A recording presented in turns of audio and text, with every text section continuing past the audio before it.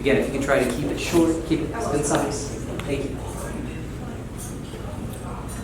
Just following up with your procedural question regarding the convention, what kind of influence does the chairman elected for the county convention have?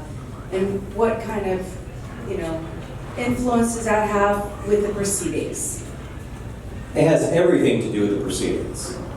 The chairman makes a rule, and that's the way it is. It's considered legitimate unless it's challenged. It's kind of like in court.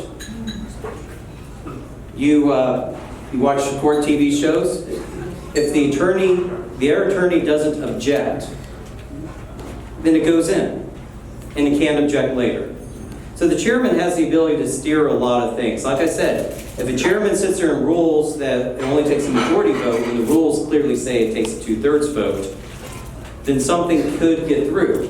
Or a chairman can sit there and take a voice vote and say the ayes have it, and refuse to acknowledge a call to divide the House. There's lots of things that they can do. Okay. Another audience? Okay.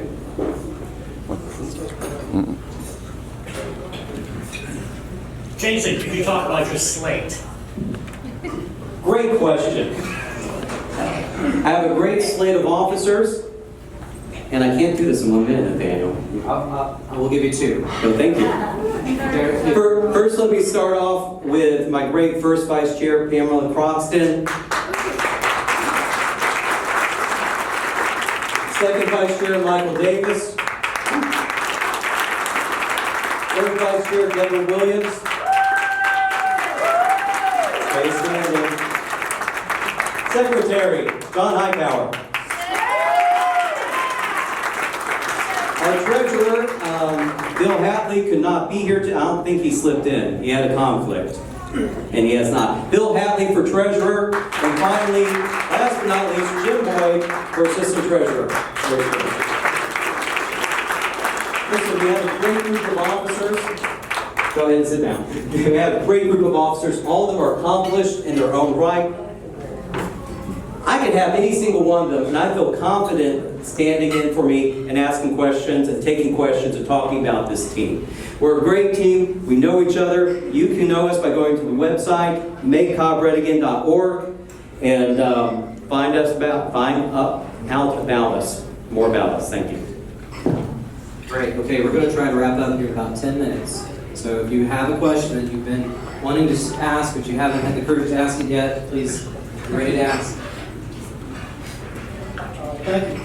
Well, this is my first opportunity to join this meeting or to join in the meeting of this group. And it's very interesting hearing what you have to say. I just have a very simple question.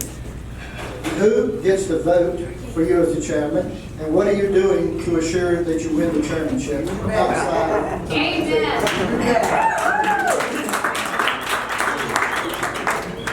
Unfortunately or fortunately, the voting block is set. You had to have attended the mass precinct meetings on February 11th, or you had to have had someone submit your name and your precinct not been closed if you could not make it. That's how we have the 461 delegates. They will vote on Saturday, March 11th, and they will be the ones that select the new chair. They'll also elect delegates and alternates to the district conventions for the congressional districts and the state party. But to get involved, the first step is always in February, that mass precinct meeting. And by the way, we've been holding the GRA, the Cobb Republican Assembly chapter, has been hosting new delegate trainings for folks who are new to the process, who haven't done it in the past. We had 3 meetings for the mass precinct meeting last month. We are going to be hosting an event, probably in combination with Michael Altman there, to train folks who are new, on kind of refreshing you in the process with parliamentary procedure in preparation for the Cobb County Convention. So please stay tuned. If you are interested in participating in that, please sign up on the sheet that's going around. And we'll make sure we get you all the information about that event here in the next week. Oh, the second part of the question was how are we going to win? We're doing events like this. We're getting the message out via email. We're getting the message out via social media. We're getting the message out pretty soon by mail. Rally at the Strand. Rally at the Strand a week from today, 7:30. Be at the Strand. Go to the website, get tickets, they're free. If you want to sponsor, you can do more. But that's how we're going to do it. And plus, a lot of phone calls. So you're having a meet and greet at the Strand at downtown Marietta Square, correct? Yes. Who's standing up here? I have a silly question, but I don't like it. I have been a delegate for quite a few years, and so I went to the place where it was the other day, and it said I paid my dues, everything, and got it all saved out. And I couldn't get in. Oh, because on mine it said be there by 10:30. I got there at 10:15. Then you're all the laws will speak up. Turn it on. You'll say it for me. So she was just expressing frustration with the fact that, you know, the rules say you have to be there by 10 for the mass precinct meeting. She showed up at 10:15, they wouldn't let her in. What's the question here? I would like to go in, and I couldn't get in. And I was walking around it with Be there at 10. Sweeney. So I guess, He didn't get in either, and he's a board member. so how would you phrase that as a broad question? What's your question? I would just like to have it. Why did they change it? Why couldn't I get in? It said 10:30 on my list, but it was 10:15 for the people to get in. 10 o'clock.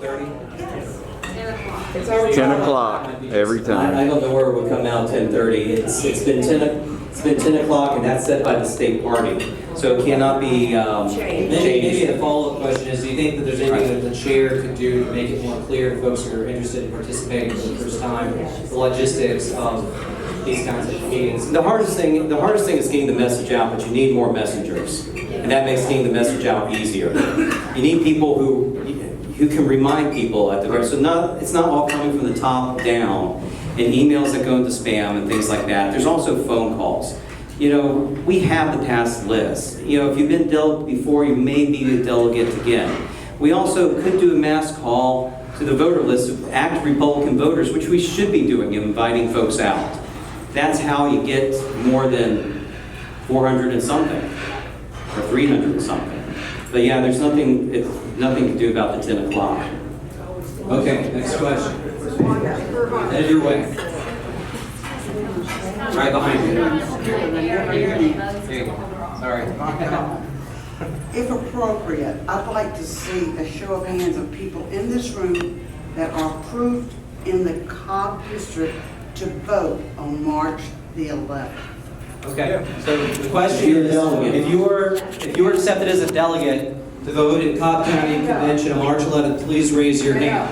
Please stand up. Stand up, okay. Okay. Frank, I'm pretty sure I saw most of the people here, looks like. We have at least a good portion of the folks here, so that's great. Hey, give everybody here a round of applause. Responsibility to get out and get nominated, and that's fantastic. All right, next question. This gentleman, we can do it first, because he raised his hand. To address the lady's question here, that didn't have to happen. And it happened because the precinct chairs and the district chairs did not have the voter list. If I'm the precinct chair in Ackworth 1A. I have been for a while. Yeah. I do know where I live, I just don't know. But the point is, if I had had that list, I'd have walked my neighborhood and the neighborhood next door. And if this lady was one of my neighbors, she would damn sure have known it was 10 o'clock. And the other people could have done the same thing. That's a perfect example of why that one little thing is so important. That's why the RNC has invested millions of dollars so we can have it for free. Millions of dollars, and we can't get it to our officers. We used to, and that's when that's when Cobb was strong Republican. We had the plan, we executed the plan, and we won. There was no blue, there was no purple, it was red, red, red. I text messaged Hunter Hill. And I asked him how many times did the Cobb County Republican Party organize door-to-door. It's the county party itself. His is a swing district in Cobb County. And his numbers in Cobb went from 48% 2 years ago to 40% this year, and he almost lost. That's right. He couldn't tell me. That's right. I looked through my emails, I couldn't find it. I looked through Facebook, well, there's one post on getting out the vote, and you know what I mean, I talked about it. Nothing. But you're right, and that needs to change. Okay, I think we had a gentleman over here. I'm gonna ask questions first. Do you still have a question? Yeah. At the district meeting last year, it seemed like it was sort of, the parliamentary procedure was sort of havoc. And I was wondering, what would you do at a district meeting to have a better representative and because the parliamentary procedure was not proper? Well, that's my, Make it better. that's my biggest pet peeve. We need to have people who are trained in parliamentary procedure. Right. Like I said, I served as parliamentarian for the Cobb County Republican Party for 4 years. Any mistakes I made weren't major. It wasn't like shutting down debate on something. We need to have training. Not everyone can do parliamentary procedure, although a lot of people, including the current parliamentarian, think she can. But that's a big problem. But the parliamentarian is not the one that makes the ruling. The parliamentarian advises the chair. It's ultimately the responsibility of the chair. The chair should have a basic knowledge. And I can tell you, I've been up there as chair and I've made mistakes. But if you call me on a mistake and show me where's the mistake, I'm not going to shut you down. I'm going to say, oh, you're right. And I think that's another big difference. So, yes, we need to have people ready to do it. I've been parliamentarian for the Cobb GOP convention. I've been parliamentarian for the district convention. I know the rules. And I know when my parliamentarian is wrong and right. Okay, did have 5 seconds to spare. Good. Going to do 2 more questions. And we'll let you go second to last here. My first one is, once you win, when do you take over? The rules, you take over before the convention's over, right? Go once I win. That's right. You're gonna take over the county. I mean, you're gonna be our. So- We're gonna get you elected. So just to clarify, you're asking, at what point does the newly elected chair take over? And under the rules, Jason, correct me if I'm wrong, the new chair takes over, as it were, immediately after getting elected. It's in the middle of the convention. No, it's upon adjournment. It's upon adjournment? Okay. Okay, and I have one more. This will be quick. When I went online to purchase our ticket, we got an email. Dave and I both got an email. Okay, I went on and paid for my ticket, the $25, and then I went on again to pay for his. Well, at home, we both used my email because he's a nerd when it comes to email. So it told me I had already used my email to purchase a ticket, would not let me purchase his. So we're stuck without a ticket. They won't return my calls. I don't know what to do for Dave's ticket. So what about technical difficulties like that? 2 people in one household that are registering, Right. but they share email. One email. I'm in the same situation, my wife and I. And so basically, you show up the day of and you pay. If they don't let you pay the day of, that is a problem. That is a huge problem. That is a convention turn. Boyd? There is a easy fix. No credit cards. Cash or check. Bring cash or check, no credit cards. And listen, if anyone is having difficulty because of paying, let me know. We can help you out. You know, we're not a country club. We shouldn't be keeping people away because they may have a little bit of a financial struggle. I mean, so let me know. I wasn't going to go there. Okay, one more question, and then Jason's going to give his closing statement. And, well, I saw this honor go up first. Thank you. I just want everyone to be clear because there were a lot of delegates here. Okay, so everybody knows what they have to do. If you need to be interviewed, not just fill out the form, okay, online, you need to go Saturday 10 till 2 or Monday 6 to 8. That's it. Those are the only ones that are left. And they changed the times. Okay. Then you can tell us Lisa's the pulling it up. time. Hold on. Also, can you explain who has to be interviewed? Because it's confusing. Okay. So, Saturday morning, the change because of the breakfast, instead of the meeting time is no longer 10 to 2. They will meet from 8 to noon on Saturday.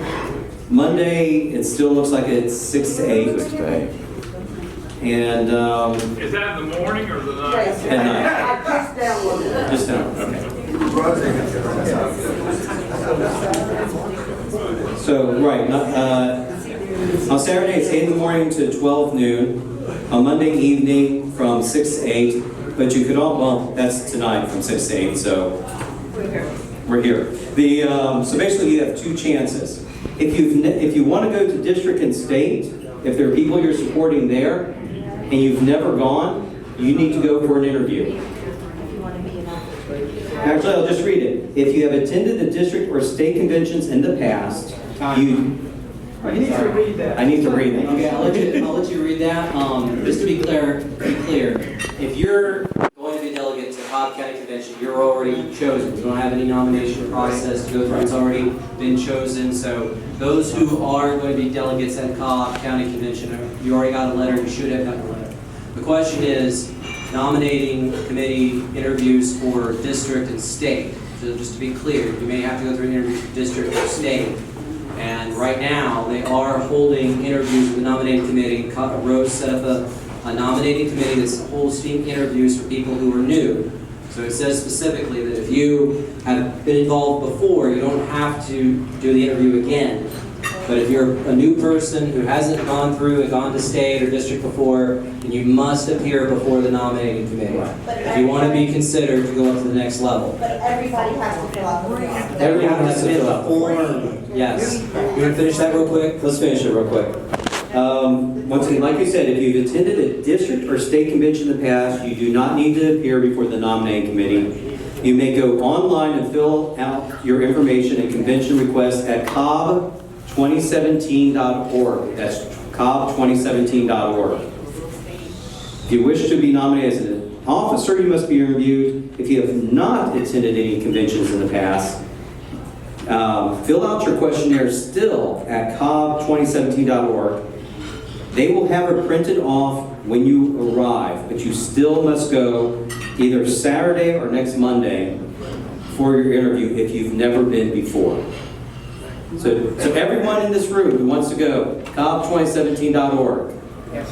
If you've never been, go to an interview. Okay. Oh, and it's at Cobb GOP headquarters, right across the street from Roswell Street Baptist Church. Okay. Daniel, Yes. can I make a comment?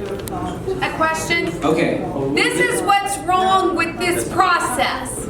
I can tell you right now, we don't know what we need to do, where we need to be, and they've made it as confusing as possible so people who are true patriots give up, wash their hands, and say, we're not going to go through this. So would you please pledge to us that if you become the Cobb GOP chairman, you will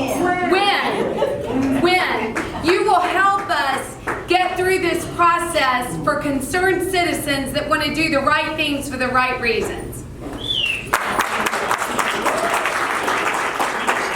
I look at this as we're all in it together.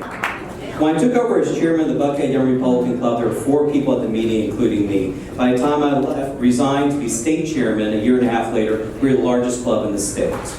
We got to grow our numbers. That's what makes us a party. We are less than 0.1% of the Republican voters in Cobb County that show up our monthly breakfast because we charge $10. That's right. Let's start with the dead. So we need to grow it. And the way you do that is you make it open, you make it honest and transparent. Speaking of transparency, I went on the state ethics website and looked up the file for the Cobb County Republican Party for our financial disclosures. It still lists Scott Johnson as the chairman, Ellen Springer as the treasurer. Oh my gosh. and there hasn't been a filing since 2008. You need to change that. That will be changed. I would want my name on there. Apparently Rose Wing and Joe Dindy didn't. That's because they're criminals. That's right. People will know where the finances are and how it's being spent. Time. Okay, so I was told I got it wrong, so I'm going to give this gentleman an opportunity to make his question. This is the very last question, and Jason is going to give his closing statement. So this is just a tactical question, following up on the others about the convention parliamentarian and convention chair. Are we prepared to set a motion to elect a friendly convention chair, parliamentarian, as opposed to, say, Randy Evans and Don Rowe? Well, Randy Evans has said he's not going to do it. In fact, Bob Barr, who endorsed Rose Wing over me 2 years ago, has been telling people he's going to be convention chair. We are looking for someone who can be convention chair, and that'll be the first test of strength. But Bob Barr is popular. You know, he does have credibility, and you know, I disagree with him in his choice for chairman, but otherwise I like him. Anyway, so we are asking a few people if they will step up and do it. Okay, that's the last question. Jason, if you could prepare for your closing statement, we're going to give you about 2 minutes to wrap it all up. We appreciate again everybody who came out tonight. This event was hosted by the Cobb County Republican Assembly. You can find out more about the Republican Assembly at georgiara.com, and you can sign up to become a member there. People who are members do have voting privileges at our endorsement conventions, and we'll be hosting other events like this one for other races taking place here soon. We look forward to getting to know you all better. With that being said, Jason, would you like to give us your 2-minute closing statement? I'll only give you 2 minutes. I think the choice is clear. I think you have on one hand someone who has spent the last 6 years in a position, and our numbers have kept going down. We can re-elect them and see if they go up. But generally speaking, past performance is an indicator. And I don't see anything in the other side's argument that suggests that they even think they need to change. I think we do. And it's not by doing something radical and different. It's by getting out and learning from the experiences of the counties around us, of the states around us, and taking the great ideas that worked, and not only the great ideas that we learned from them, but going back to the ideas that helped make Cobb County red in the first place. Making sure our elected party officials simply have the tools they need to do the job that they're elected with. If you don't give them the tools, why are they elected? They will leave, and we've seen that in our numbers and our party participation, and that is why we went blue. Once again, Make Cobb Red Again is not a flashy slogan, it's a mission statement.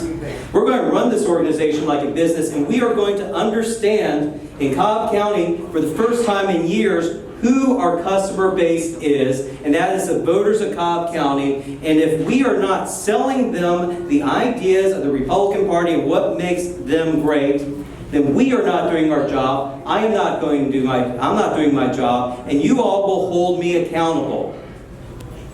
I don't hear from the other side anything about accountability. They say we can't. Well, I'm a Republican. More than that, I'm a Republican. Because I can, you can, we all can, and what's more, as Americans, we can do it. We can make Cobb red again. I appreciate your vote on March 11th. Be there on March 9th at the Strand Theater as we rally to victory. Thank you all. Thank you for your vote. Thank you for your time. Thank you for your time. Republican Assembly Congress.